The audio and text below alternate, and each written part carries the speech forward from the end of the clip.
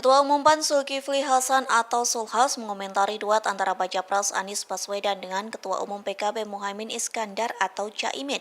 Dikutip dari Warta Kota, komentar tersebut disampaikan saat acara peningkatan kapasitas politik anggota dan caleg PAN Kalimantan Barat pada Jumat 1 September.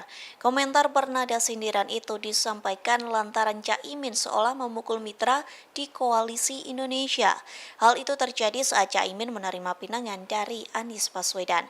Lantas Sulhas mengibaratkan keputusan Caimin sebagai pengendara jalan yang belok tanpa memberi lampu sen. Meski begitu, Sulhas mengaku pihaknya menghormati keputusan dari masing-masing partai, termasuk keputusan Caimin dalam menentukan arah politiknya. Sementara kini PKB memutuskan menerima pinangan dari Partai Nasdem untuk menduetkan Anies dan Caimin. Rencananya deklarasi secara resmi pasangan Pilpres 2024 ini akan diadakan hari ini Sabtu 2 September sekira pukul 14 waktu Indonesia Barat di Surabaya.